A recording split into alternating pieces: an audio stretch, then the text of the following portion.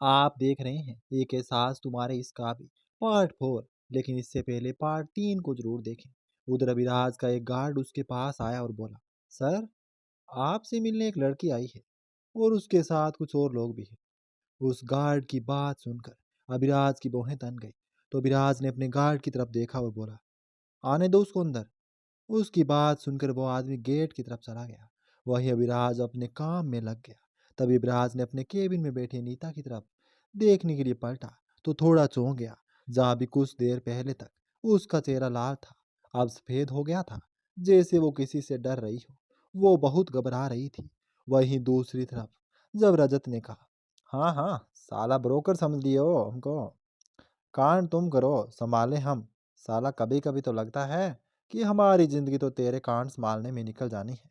ऊपर से कोई है भी नहीं परी जो हमारा ख्याल रखे। लड़की मिलती नहीं है, दारू पीने नहीं देते, शादी घर वाले करते नहीं, नौकरी कोई दे नहीं रहा साला। ऐसी जिंदगी का करेंगे भी क्या? तुम्हारे कांड संभालने में ही खर्च करेंगे। अब कन्हैया मुस्कुराते उसकी बात सुनता रहा। कुछ देर बाद दोनों घर पहुंचे। रजत के बताए अनुसार कन्हैया का स्वागत जूतों से ही होने वाला था, लेकिन एन मौके पर उसने खुद ही बात संभाल ली और फिर आई के गुस्से का मटका फूटा रजत के सर। आई ने तो कहना शुरू किया तो फिर चुप होने का नाम नहीं लिया। क्या है रे रजत, तुम तो मुझे आइडिया देकर गए थे कि अम्मा आते ही उसके जूतों से धुनाई कर देना, और अभी तुम ही हो जो इसकी सिफारिश कर रहे हो इसकी। कैसे मर्द हो तुम? तेरी तो कोई जुबान नहीं कहानी। साची बताऊं तो ये बेटे ने बिगाड़ में तेरो याद है कि तो सीधो साधो तो मेरे बेटो, इन्हें जमे बिगाड़ दियो। तो आप तो निकम्मो है ही, इन्हें खुद के सिर को बना रही हो। अब 28 साल के घोड़े जैसे हो गए हो, लेकिन अक्कल गधे जैसी है तुम में। अरे तेरे को बाप कौन सा बाप अपनी बेटी देगा? तेरी तो हरकतें ही ऐसी है कि लड़की दूर से ही भाग जाएगी। अरे टुकुर टुकुर क्या देख रहे हो? अरे हम नहीं डरते तुम्हारी इन मेंढक जैसी आंखों से। जाकर मोहल्ले के बच्चों को दिखाना, वो भी 7 गुना अच्छे हैं तुमसे। दिन भर अपनी इस खटारा जीप को लेकर घूमते हो। अरे चच्चा विधायक है तुम्हारे, तो क्या जिंदगी भर ऐसे खुले सांड की तरह घूमते रहोगे? अरे हम जब से बके जा रहे हैं और तुम सुने जा रहे हो, कोई लाज शर्म है कि नहीं? बेचारा रजत दोस्ती में ना जाने क्या क्या सुने जा रहा था। जितना बुरा भला उसे आई कह रही थी, उससे 3 गुना ज्यादा गालियां वो मन ही मन कन्हैया को दिए जा रहा था। कन्हैया ने गुस्से से भरे रजत के चेहरे को देखा तो बात संभालते हुए कहा, जाने देना आई, दोस्त है मेरा, मैं समझा दूंगा। पहले खाना दे, बहुत भूख लगी है।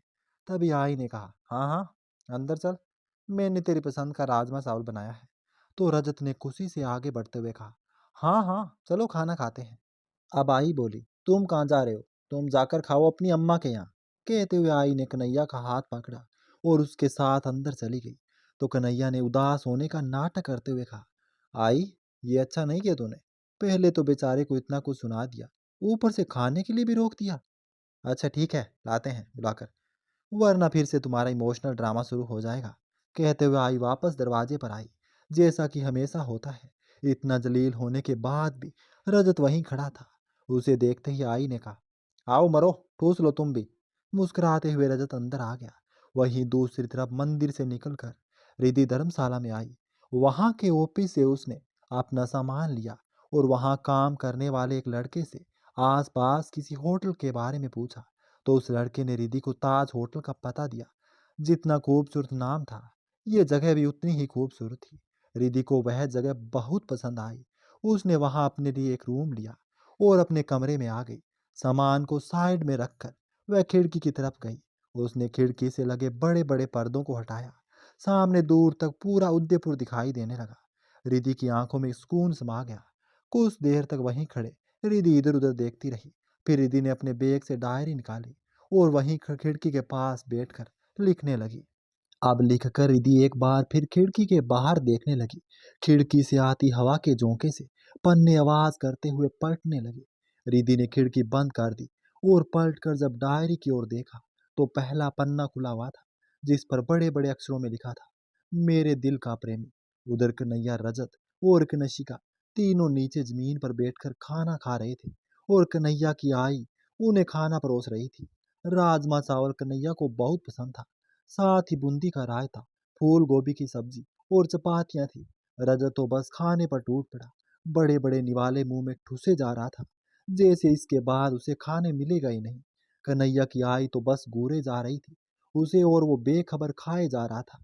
अब कनिष्का ने खाते खाते सवाल किया, आई, पहले तो तुमने इसको आने से मना कर दिया, और अब इसे यहाँ बैठाकर खाना खिला रही हो, ऐसा क्यों?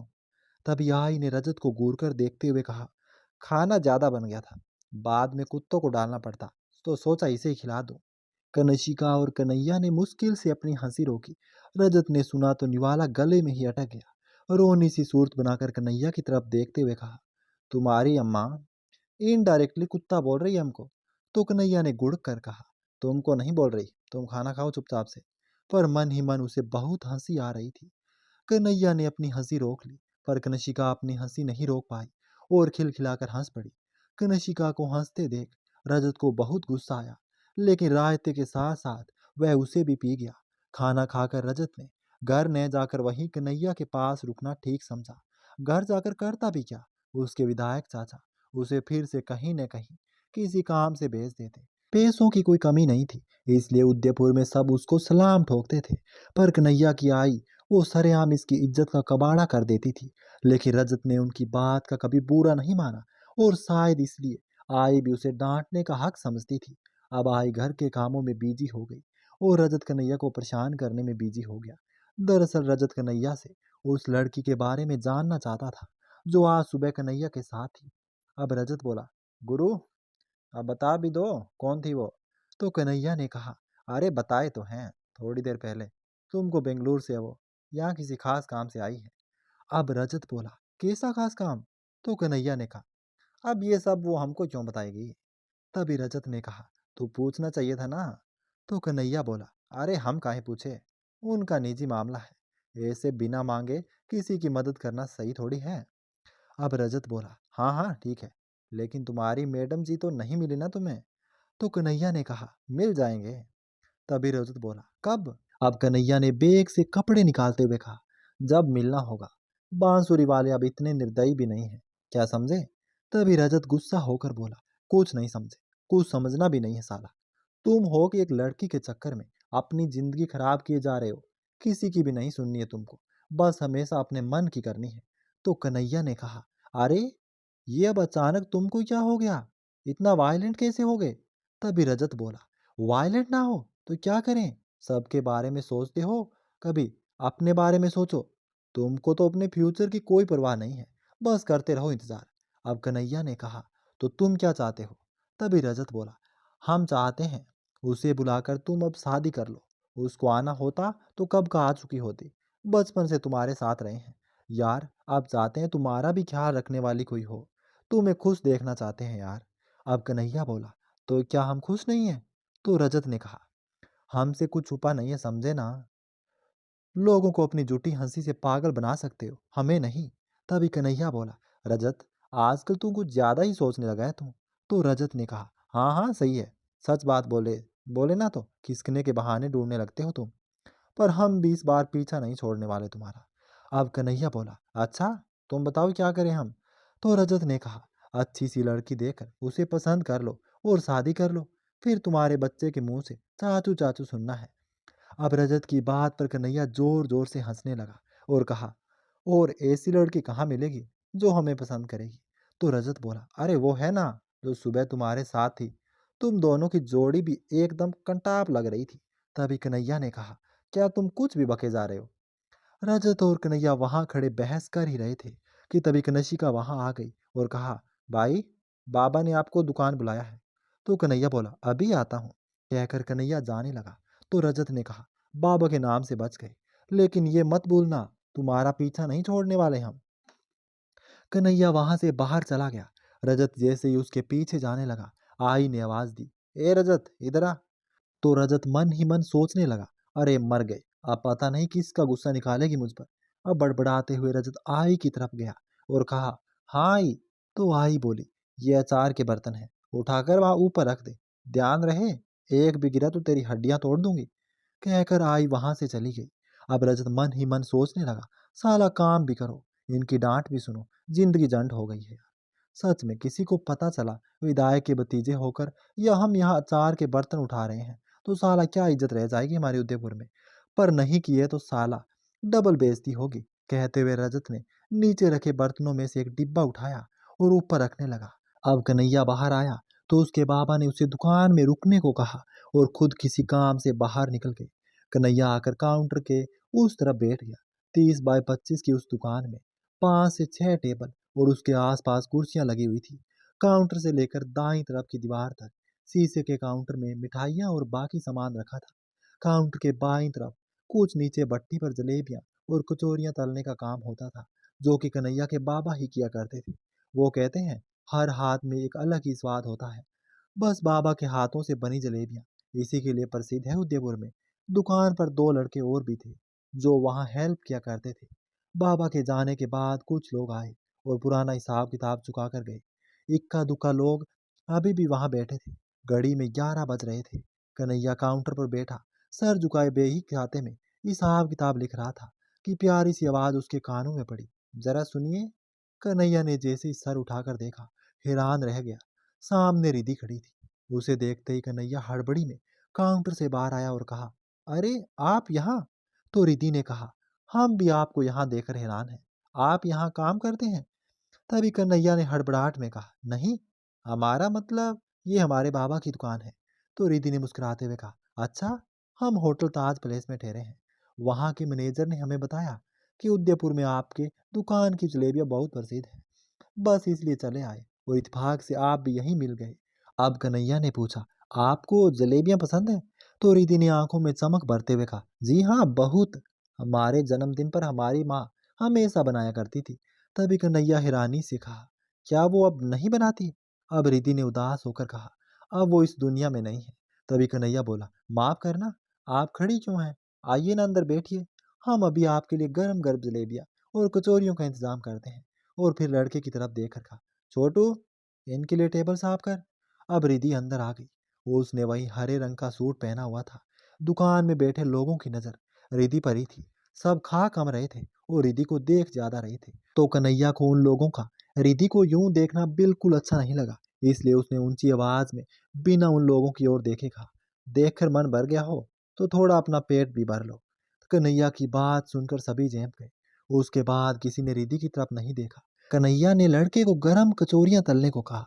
कन्हैया ने पानी गिलास में उड़ेला और लेकर रिधि के पास गया। रिधि ने पानी पिया। कन्हैया उससे कुछ पूछ पाता इससे पहले ही रिधि का फोन बजा और रिधि किसी से बात करने लगी। कन्हैया वापस आकर काउंटर पर बैठ गया। न चाहते हुए भी उसकी नजर रिधि पर चली जाती। मासूम चेहरा, उदास आंखें, प्यारी सी मुस्कान, इतना काफी था रिधि की तरफ खींचने के लिए। उसमें कोई बनावटीपन नहीं था, ना ही कोई मेकअप। सादगी में वह बहुत खूबसूरत दिखाई पड़ रही थी। दुकान की खिड़की का एक दरवाजा अंदर घर की तरफ खुलता है। रजत ने एक एक करके सभी डिब्बे ऊपर रख दिए। एक आखिरी डिब्बे को उठाकर जैसे ही रखने वाला था, नजर खिड़की से होते सामने बैठी रिधि पर गई। तो रजत मन ही मन बड़बड़ाया, ये तो वही घाट वाली लड़की है, पर ये यहाँ क्या कर रही है? अच्छा बेटा, हमें उल्लू बनाकर वहां अपना मामला सेट कर रहा है। लेकिन अगले ही पल कुर्सी डगमगाई और अचार का वो आखिरी डब्बा रजत के हाथ से छूटकर नीचे जा गिरा। गिरने की आवाज से कन्हैया की माँ दौड़ते हुए आई। टूटे हुए डिब्बे को देखकर ही उबल पड़ी और कहा, सत सत्यानाश जाए तेरा रजतिया। एक काम कहे थे, तुमको वो भी नहीं हुआ तुमसे। ध्यान कहाँ रहता है तुम्हारा? तुम ना हमारा नुकसान करने के लिए पैदा हुए हो। हमारी झाड़ू कहाँ है? बताते हैं तुमको, नीचे उतर तुम। वह रजत को मारने के लिए झाड़ू उठा लाई और उसके पांव पर जमाते हुए कहा, हम कहते हैं नीचे उतरो। पूरे 5 किलो के अचार का डिब्बा था वो। अरे हमारी बहन को भिजवाने वाले थे और हम, लेकिन तुमने इस सबको गुड़ गोबर कर दिया। अरे हम कहते हैं, इसकी भरपाई कौन करेगा अब? तभी रजत ने कुर्सी से दूसरी तरफ कूद कर खुद को मार से बचाते हुए कहा, अरे अम्मा, यार मार क्यों रही हो, हम करते हैं ना भरपाई। अब आई पूरे गुस्से से बोली, अच्छा, इतना बड़ा हो गया, तू करेगा भरपाई हमको पैसे की दोस्त दिखाकर? रुक, अभी अक्ल ठिकाने लगाते हैं तेरी। कहकर वे रजत पर टूट पड़ी। पूरे घर में वह बेचारा भागता फिर रहा था। तभी दुकान पर काम करने वाले छोटू ने आकर कन्हैया से कहा, भैया, जलेबियां नहीं है, ताजा बनानी पड़ेगी। अब कन्हैया परेशान सा बड़बड़ाने लगा, ये तो लोचा हो गया। बाबा भी नहीं है और रिद्धि जी पहली बार आई है। तो छोटू ने कहा, भैया क्या करना है, उनको जाकर मना कर दे हम। तो कन्हैया बोला, रुक छोटू, मैं बनाता हूँ। कन्हैया नहीं चाहता था रिद्धि वहां से ऐसे ही चली जाए। वह काउंटर से बाहर आया, एक नजर रिद्धि को देखा। वह अभी भी फोन पर बात करने में बिजी थी। उधर छोटू को देखकर कन्हैया ने कहा, क्यों ऐसे आंखें फाड़े जा रहे हो? उधर छोटू मुंह फाड़े कन्हैया को देख रहा था। ये तो आज उसके लिए चमत्कार जैसा ही कुछ हो गया था। तो छोटू ने कहा, भैया आपने कभी भी जलेबियां नहीं तली, इसलिए हम देख रहे हैं। अब कन्हैया बोला, ऐसा है, तुम ना ज्यादा दिमाग न लगाओ और जाकर उन कस्टमर को बिल देकर दफा करो। हमको सब पता है, अभी दिखाते हैं बनाकर। कहता हुआ कन्हैया कढ़ाई की तरफ चला गया। छोटू मुस्कुराते हुए अपने काम में लग गया। कन्हैया आकर बैठा और जलेबी बनाने वाला कपड़ा उठाया। बड़े सावधानी से वह जलेबियां बना रहा था। उसने हमेशा अपने बाबा को बनाते देखा था, बस वैसे ही बनाने की कोशिश कर रहा था। वहां बैठे हुए वह बिल्कुल अपने बाबा की तरह लग रहा था। रिधि ने फोन रखा और छोटू से कन्हैया के बारे में पूछा, तो छोटू ने उंगली से बाहर की तरफ इशारा कर दिया। रिधि उठकर आई कन्हैया को जलेबियां बनाते देख वह बहुत ज्यादा हैरान हुई और कहा, आप ये सब बना लेते हैं? रिधि को वहां देखकर कन्हैया ने कहा, आपके लिए बना रहे हैं, आप बैठिए, बस तैयार होने वाली है। नहीं, आप इतनी मेहनत कर रहे हैं तो हमारा भी कुछ फर्ज बनता है ना। एक मिनट, कहकर रिधि अंदर गई और काउंटर पर रखे पंखे को कन्हैया के चेहरे की ओर मोड़ दिया। हवा लगी तो कन्हैया को सुकून मिला, क्योंकि गर्मी की वजह से उसका हाल बुरा था। कन्हैया पहली बार किसी को अपनी परवाह करते हुए देख रहा था। रिधि वापस आकर कन्हैया के बिल्कुल सामने खड़ी हो गई और उसे जलेबियां बनाते हुए देखने लगी। उधर घर के अंदर अच्छी खासी घमसान मची हुई थी। तभी कनिष्का ने बीच में आकर कहा, आई, क्यों पीट रही हो बेचारे को? अब आई ने कनिष्का को आंख दिखाते हुए कहा, क्यों पीट रही है इसे? तेरे को अभी तक पता नहीं है इसने क्या किया है? रजत तो कनशिका के पीछे छिपकर खड़ा हो गया। इस वक्त वही थी जो उसे बचा सकती थी। कनशिका ने कमर पर दोनों हाथ रखते हुए कहा, क्या किया इन्होंने? जरा हम भी तो सुने।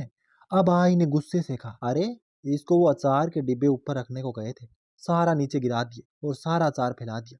तो कनशिका ने कहा, हाँ तो क्या हो गया, और बना लेंगे चार। वो इसकी जान के दुश्मन क्यों बनी हो आप? अचार ही तो गिरा है, हम कर देंगे साहब। कनशिका को पहली बार अपनी साइड बोलता पाकर रजत की आंखों में आंसू आ गए। उसने कहा, कनशिका, तुम लड़की नहीं देवी हो देवी। आज से रोज देवी के मंदिर में तुम्हारे नाम का दीपक जलाऊंगा। आज तक हमारी इतनी परवाह किसी ने ना की। तो कनशिका ने रजत को डांटते हुए कहा, हाँ मस्काबाजी छोड़ो और बाहर का रास्ता नापो, चलो तुम। तभी रजत बोला, देवी बोला तो काली का रूप धर लिया। तभी कनशिका ने आंख दिखाते हुए कहा, क्या बोले तुम? तो रजत ने बात पलटते हुए कहा, अरे हम तो ये कह रहे थे, छोटी बहनी तो होती है बड़े भैया की हमदर्द। अब आई की नजरें कहीं और थी। उसने सामने देखते हुए कहा, वो सामने क्या चल रहा है? आई की बात सुनकर रजत और कनशिका ने उस तरफ देखा जहां कन्हैया जलेबियां बना रहा था। तो कनशिका ने कहा, ये तो चमत्कार हो गया ना। भाई जो कभी दुकान पर बैठता नहीं था, वो ये सब कर रहा है। तभी आई ने खुशी से भरकर कहा, कुछ भी हो, कितना प्यारा लग रहा है मेरा बेटा, बिल्कुल अपने बाबा जैसा। अब रजत बोला, पहले ये देखो वो कर क्या रहा है। तो आई ने कहा, जलेबियां बना रहा है, और क्या कर रहा है? अब रजत ने जासूस की तरह कहा, आज से पहले कभी जलेबियां बनाई है उसने, आपके लिए या कनशिका के लिए? बाबा कहते रहते हैं पर कभी काम को हाथ नहीं लगाता, लेकिन आज ये सब क्यों कर रहा है? आई ने असमझ की स्थिति में रजत की ओर देखते हुए पूछा।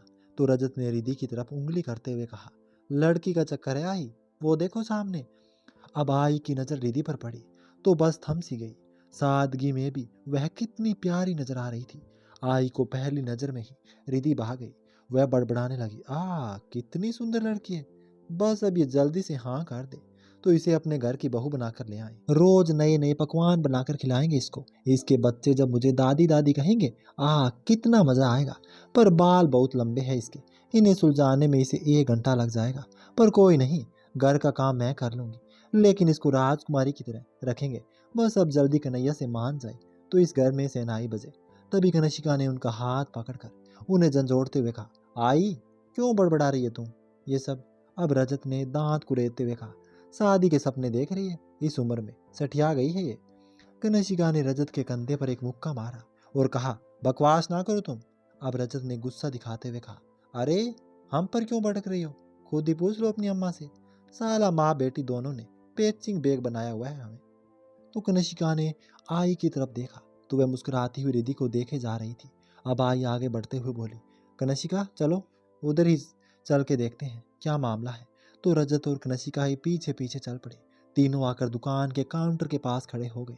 तब तक कन्हैया जलेबियां बनाकर रिधि के टेबल पर रखवा चुका था। रिधि आकर बैठ गई और जलेबियां कचौरी खाने लगी। सच में दोनों बहुत स्वादिष्ट थी। रिधि बड़े चाव से जलेबी खा रही थी।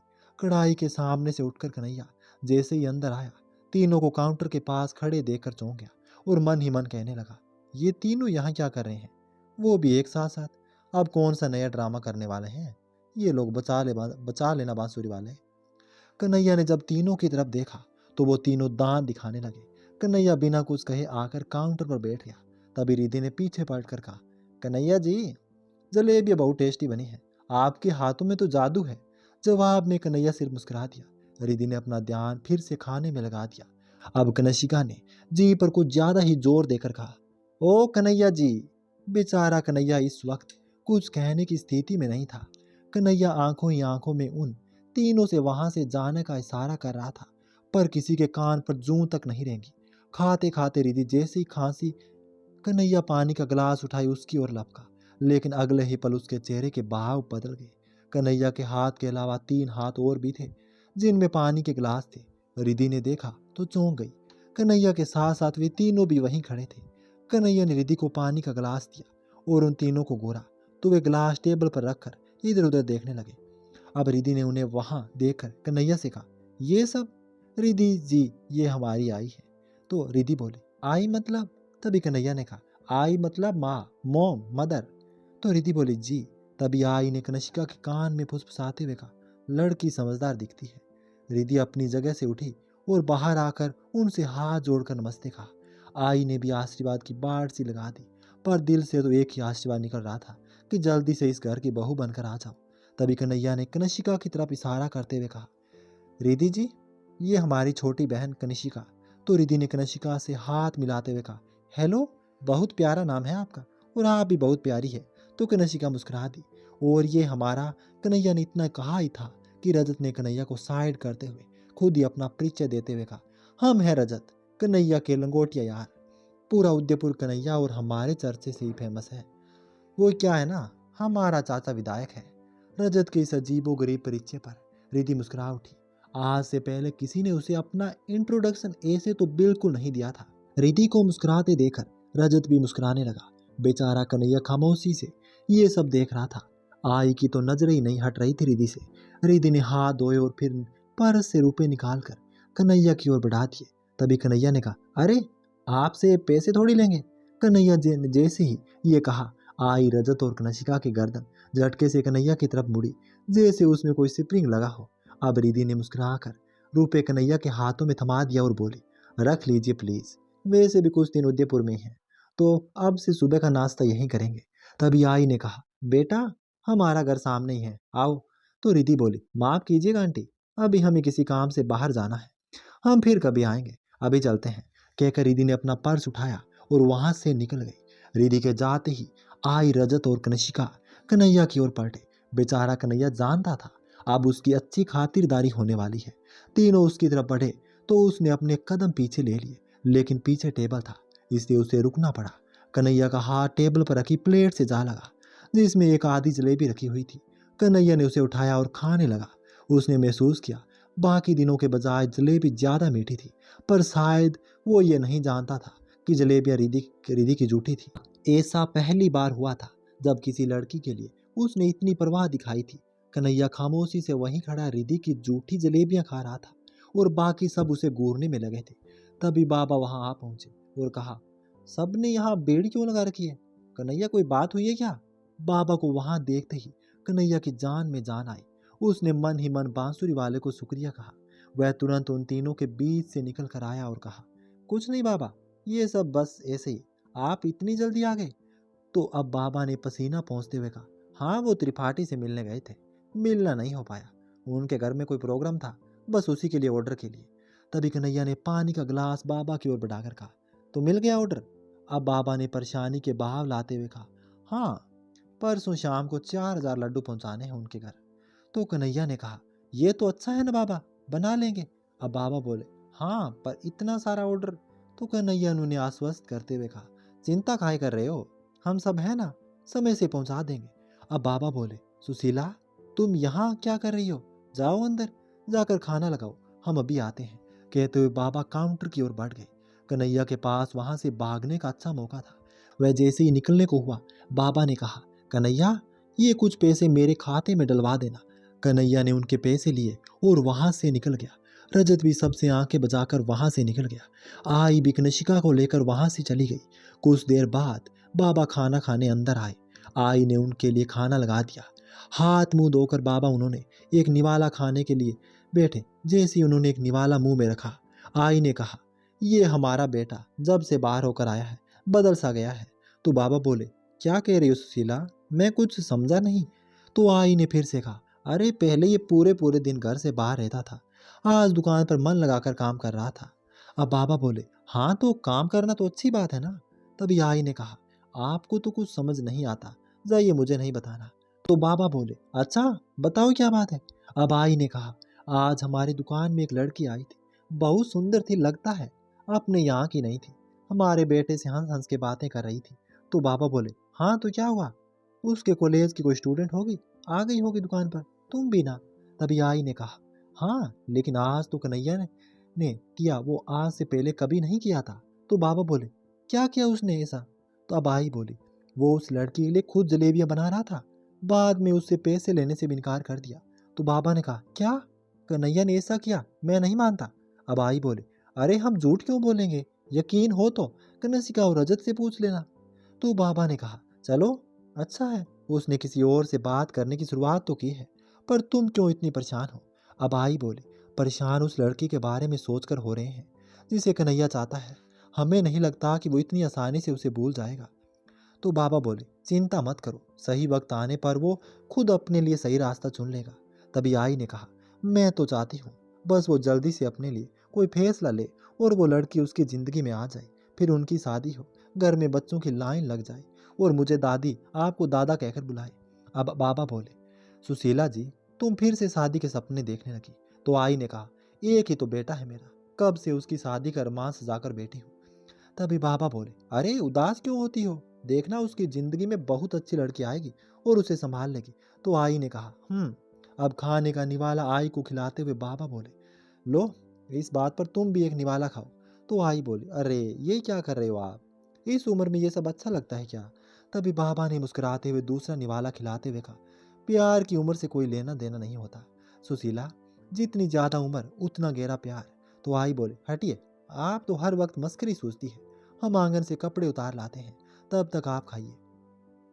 आई उठने लगी तो बाबा ने उनका हाथ पकड़कर वापस बैठाते हुए कहा, अरे आप कहाँ चली, बैठिए, कभी कभी तो आपके साथ खाने का मौका मिलता है। दोनों साथ बैठकर बातें करते हुए खाना खाने लगे। उनकी बातों से उनका परिपक्व प्यार झलकता था।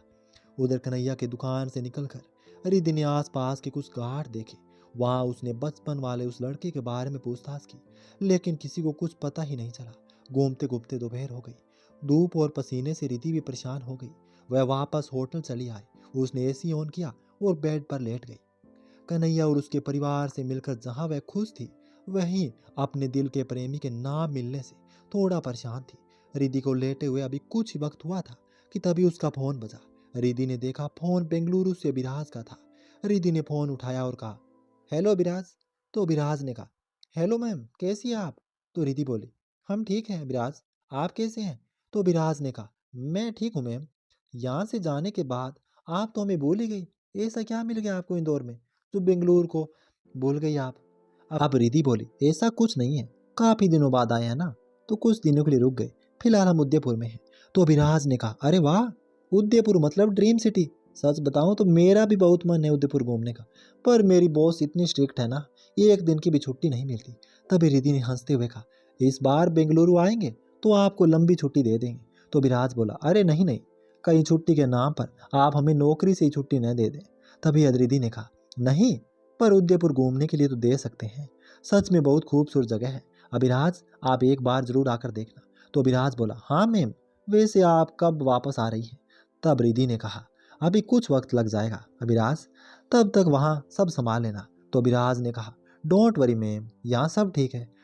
अब रिधि बोली, गुप्ता जी वाले टेंडर कंप्लीट करवा दिया ना आपने, और वो मिश्रा जी की नई क्लाइंट से मीटिंग करवा दी आपने। हमारी कंपनी के जो पुराने शेयर्स थे उनकी डिटेल अकाउंटेंट को मेल की कि नहीं। तो विराज ने कहा, सब काम हो गए, कोई भी काम पेंडिंग नहीं है। आपके जाने के बाद गुप्ता जी के अगले टेंडर को भी मैंने परमिशन दे दी, जिसकी सभी डिटेल्स मैंने आपको मेल कर दी है। अब रिद्धि इम्प्रेस होते हुए बोली, अभिराज, हमारे जयपुर आने के बाद आप कुछ ज्यादा ही जिम्मेदार बन गए हैं। Anything special? तो अभिराज ने कहा, जी मैम, और वो मैं आपको सब तब बताऊंगा जब आप वापस आएगी। तभी रिद्धि बोली, ओके। अच्छा, वो हमें कुछ केस की जरूरत है, आप ट्रांसफर करवा देंगे? दरअसल हमारे सारे कार्ड्स वहीं इंदौर में रह गए। तो विराज ने कहा, श्योर मैम, आपके पास अपना एटीएम है? तभी रिद्धि बोली, जी। तो विराज ने कहा, मैं अभी आपके अकाउंट में ट्रांसफर करवा देता हूँ। तभी रिद्धि बोली, थैंक यू विराज। तो विराज ने कहा, इतनी सी बात के लिए थैंक यू क्यों बोल रही है आप? अब रिद्धि बोली, थैंक यू कि आप हमारी गैर हाजिरी में कंपनी को संभाले हुए हैं। तो विराज ने कहा, मैम, इट्स माई रिस्पॉन्सिबिलिटी, और इसी की भी तनख्वाह मिलती है मुझे यहाँ। आप आराम से आइए, हम पर ज़्यादा दिन मत लगाइएगा।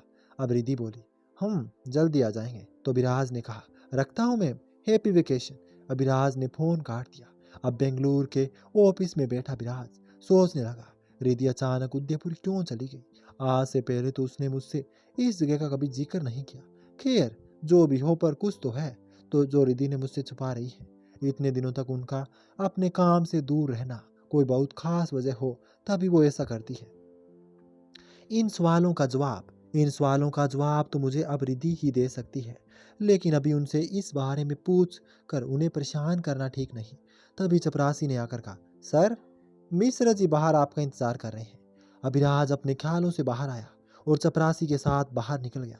उधर रिद्धि की आंख लग गई। शाम को रिद्धि उठी, मुंह धोया। बाहर हल्की धूप अब भी थी। रिद्धि ने शूट निकाल कर जींस और उस पर वाइट रंग का कुर्ता पहन लिया, बालों को समेट कर जूड़ा बना लिया। शीशे में एक बार खुद को देखा, वह अच्छी लग रही थी। शुरू से ही उसे मेकअप या भारी भरकम कपड़ों का शौक नहीं था। उम्र के साथ साथ उसमें ठहराव आता गया। सादगी में भी वह बहुत आकर्षक लगती थी, और वजह थी उसकी गहरी काली आंखें, जो काजल लगाने से और भी खूबसूरत दिखती थी। रिद्धि ने फोन का मैसेज चेक किया। अभिराज ने उसके अकाउंट में रुपए ट्रांसफर करवा दिए थे। रिद्धि ने पर्स उठाया और नीचे आकर मुझे मैनेजर से आसपास कहीं एटीएम होने के बारे में पूछा। तो मैनेजर ने उसे एटीएम के बारे में बताया। तो रिद्धि वहां से बाहर निकल गई। एटीएम पहुंचकर उसने कुछ रुपए निकाले और रिक्शा वाले से मार्केट चलने को कहा। रिक्शे वाले ने मार्केट में लाकर रिक्शा रोक दिया। रिद्धि उतरी और रिक्शे वाले को किराया चुकाकर आगे बढ़ गई। चलते चलते वह एक दुकान पर पहुंची, जहाँ ढेर सारे बनारसी दुपट्टे और साड़ियां थी। रिद्धि अंदर आई और अपने लिए दुपट्टा देखने लगी। गुलाबी रंग का एक बनारसी दुपट्टा उसे बहुत पसंद आया। रिद्धि उसे लेकर दुकान से बाहर आ गई। कुछ ही कदम चली थी कि बैंक के बाहर खड़ा कन्हैया दिख गया। कन्हैया थोड़ा परेशान था। रिद्धि उसके पास चली गई।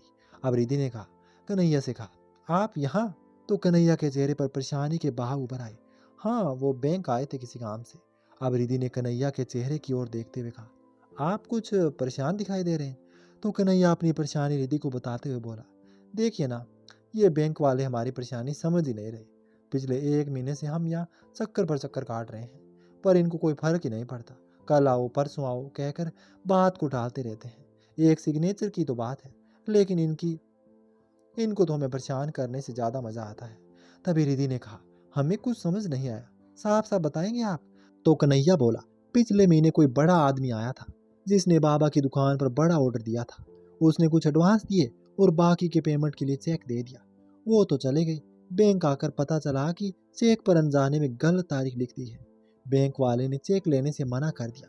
बाबा को पैसों की जरूरत थी, इसलिए हमने उन्हें अपने पास से दे दिए, और तब से ये चेक लेकर घूम रहे हैं। कन्हैया ने सारी बात बताई। अब रिद्धि ने कहा, चेक की तारीख कितनी पुरानी है? तो कन्हैया बोला, यही कोई 50-55 दिन। तभी रिद्धि बोली, फिर तो आपका चेक बैंक में क्लियर हो सकता है। कोई भी बैंक 3 महीने पहले चेक को लेने से इनकार नहीं कर सकता। तो कन्हैया ने कहा, यही तो हम समझाए उनको, पर वो मानने को तैयार नहीं है। अब रिद्धि बोली, चेक कितने का है? तो कन्हैया ने कहा, पूरे 17,000 रुपये का। अब रिद्धि ने मुस्कुराते हुए कहा, बस इतने से के इतना परेशान हो रहे हैं आप? तो कन्हैया ने कहा, आपके लिए कम होगा, पर हमारे लिए बहुत ज़्यादा है। बाबा ने 2 दिन रात लगातार काम करके इस ऑर्डर को पूरा किया था। उनकी मेहनत के पैसे को ऐसे कैसे ज़ाया होने दे सकते हैं? रिद्धि ने महसूस किया कि अनजाने में उसने गलत बात बोल दी। उसने धीरे से कहा, माफ़ कर दीजिए, हमें ऐसा नहीं करना चाहिए था। तो कन्हैया बोला, अरे आप क्यों माफ़ी मांग रही है? गुस्सा तो हमें उस बड़े आदमी पर आ रहा है। पैसे वाले लोग हम मिडिल क्लास को जैसे कुछ समझते ही नहीं है। जब हमने उन्हें अपनी परेशानी बताई तो कहने लगे उन्हें कोई मतलब नहीं है। सच बताएं तो इन पैसे वालों से हमें बहुत नफरत है। हर जगह बस ये अपने पैसे को स्टेटस का घमंड दिखाते हैं। तभी रिद्धि ने कहा, सब पैसे वाले एक जैसे नहीं होते। तो कन्हैया बोला, नहीं रिद्धि जी, सब एक से बढ़कर एक होते हैं। थोड़े ज़्यादा पैसे आते ही अपनी इंसानियत भूल जाते हैं। मिडिल क्लास के लोग तो इन्हें बस अपनी जागीर लगते हैं। इस्तेमाल करो और भूल जाओ। कितनी मेहनत से हम लोग एक एक पैसा जोड़ते हैं अपनी रोजमर्रा की जरूरत पूरी करने के लिए, लेकिन ये लोग एक तो गलती करते हैं, उस पर जब इनसे मांगे तो झिड़क देते हैं। ये बड़े लोग हैं, पैसे वाले कुछ भी कर सकते हैं। अब कन्हैया का गुस्सा उसकी बातों से झलक रहा था। तो रिधि ने इस बार कुछ नहीं कहा, पर उसने कन्हैया की बातों में महसूस किया कि मिडिल क्लास बनकर जीना किसी चुनौती से कम नहीं है। आज तक वह ऐशो आराम की जिंदगी जीती आई है। आलीशान घर, लग्जरी गाड़ियां, महंगे कपड़े, उसे किसी चीज की कमी नहीं थी। तभी रिधि को चुप देखकर कन्हैया ने कहा, आइए चलते हैं। दोनों साथ साथ चलने लगे। तो कन्हैया बोला, आप यहाँ मार्केट घूमने आई थी? तब रिधि ने कहा, जी हाँ। तो कन्हैया बोला, ये मार्केट उदयपुर का सबसे चर्चित मार्केट है। इसके अलावा और भी बहुत से मार्केट है, अब वहां भी जाकर देख सकती हैं। वैसे आपने बताया नहीं, आप करती क्या है? तभी रिधि बोली, बेंगलुरु में इतना कहते ही रिधि रुक गई और मन ही मन खुद से कहने लगी, क्या कर रही हो रिधि? सच बताने जा रही हो इन्हें? अगर तुम्हें इन्हें बताया तुम बेंगलुरु की टॉप कंपनी की एमडी हो, तो हो सकता है कुछ समय पहले इनके मुंह से कही बातें तुम पर लागू हो जाए। जरा संभल कर। कन्हैया को पैसे वालों से नफरत है और उन्हें तुम्हारी सच्चाई पता चली तो शायद वो तुम्हें भी गलत समझ बैठे। उन्हें कुछ ऐसा बोले कि वो तुम्हारी सच्चाई ना जान पाए। तो कन्हैया बोला, बेंगलुरु में क्या? अब रिधि ने कहा, जी बेंगलुरु में रहकर अपने लिए नौकरी ढूंढ रहे हैं। तो कन्हैया ने हैरानी से बोला, इसका मतलब आप अजमेर भी इसलिए गई थी? अब रिधि ने कहा, जी। रिधि एक के बाद एक झूठ बोलती जा रही थी। इससे पहले ही शायद ही उसने ऐसा कुछ किया हो। तो कन्हैया ने जानने की कोशिश करते हुए बोला, फिर यहाँ उदयपुर? आपने कहा था आप यहाँ किसी खास काम से आई है। तो रिधि ने मन ही मन खुद को कोसते हुए सोचने लगी, इन्हें बताया ही कि मैं यहाँ किसी को ढूंढने आई, तो हो सकता है मुझे इन्हें पूरी कहानी बतानी पड़े और फिर मेरा झूठ इनके सामने आ जाए। ये तुमने क्या किया रिधि? एक झूठ को छुपाने के लिए अब न जाने कितने झूठ बोलने पड़ेंगे। अब कन्हैया ने अपना सवाल फिर से दोहराया, आप किसी को ढूंढ रही है? तो रिधि बोली, नहीं वो हम। रिधि अपने बनाए झूठ के जाल में खुद ही फंसती जा रही थी। तभी कन्हैया ने कहा, फिर यहाँ भी आप नौकरी के लिए आई है? तो रिधि ने मन ही मन खुद को कोसते हुए कहा, हाँ। अब कन्हैया बोला, तो आपकी मिली नौकरी? तो रिधि बोला, अभी नहीं, अभी तक नहीं। तभी कन्हैया ने कहा, अरे आप चिंता मत कीजिए, हम जिस कॉलेज में काम करते हैं वहाँ एक वैकेंसी है, कल ही आपके लिए बात करते हैं। ये कहाँ फंस गई तू?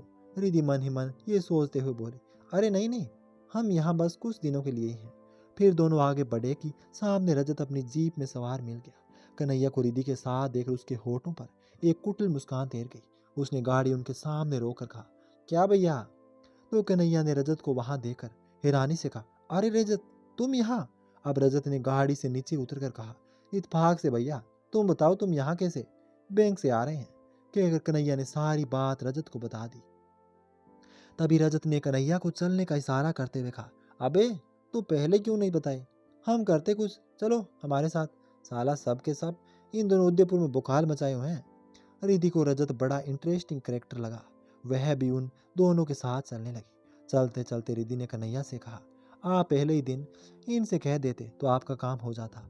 कन्हैया फीका सा मुस्कुरा दिया, क्योंकि वह जानता था कि कुछ देर बाद क्या होने वाला है। सामने ही बैंक था। तीनों अंदर गए। रजत ने कन्हैया से कर्मचारी के बारे में पूछा तो कन्हैया ने उंगली से इशारा कर दिया। रजत दोनों को वहीं रुकने को कहकर खुद आगे बढ़ गया। उसे कुछ कहा।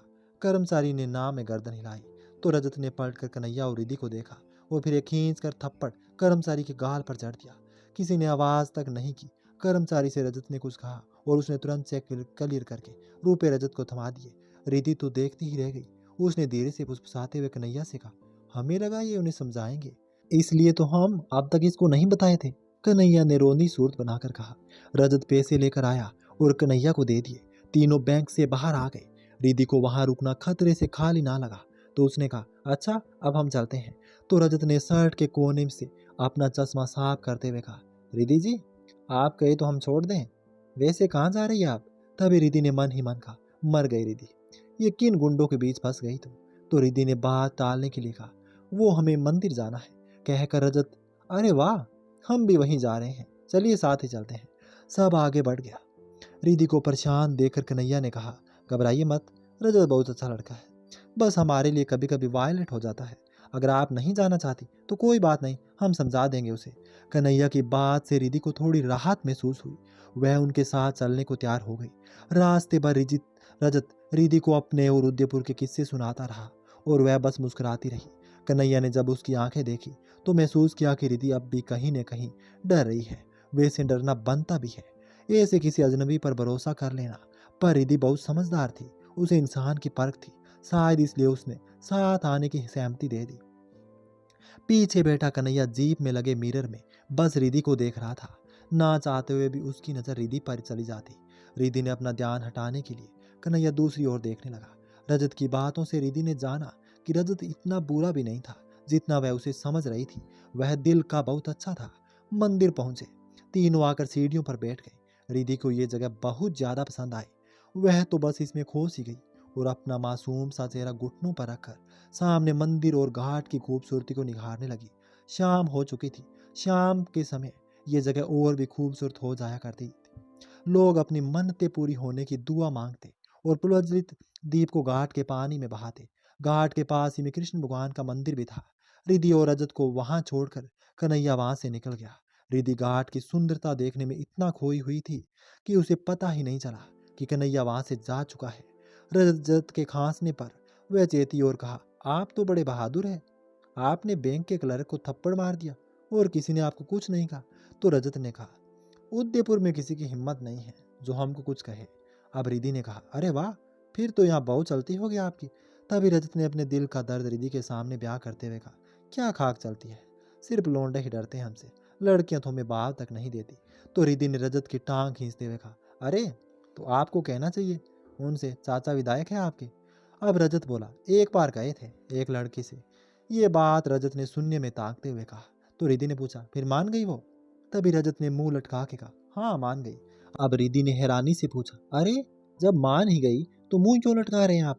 तो रजत ने मासूमी सी शकल बनाकर कहा, हमने उनसे कहा चाचा विधायक है हमारे, अब वो हमारी चाची है। रजत की बात सुनकर रिद्धि जोर जोर से हंसने लगी और फिर हंसती ही रह गई। रजत भी मुस्कुरा उठा। कन्हैया तब तक आप हाथ में तेल से भरा दीपक ले आया। उसने जब रिद्धि को हंसते हुए देखा तो बस देखता ही रह गया। ये पहली बार था जब रिद्धि को इस तरह हंसता हुआ देख रहा था। तो अब रिद्धि ने कन्हैया को अपनी ओर देखता पाकर पूछा, क्या हुआ, ऐसे क्या देख रहे हैं आप? तभी कन्हैया ने दीपक रिद्धि की ओर बढ़ाकर कहा, कुछ नहीं, दीपक लेकर आए हैं आपके लिए।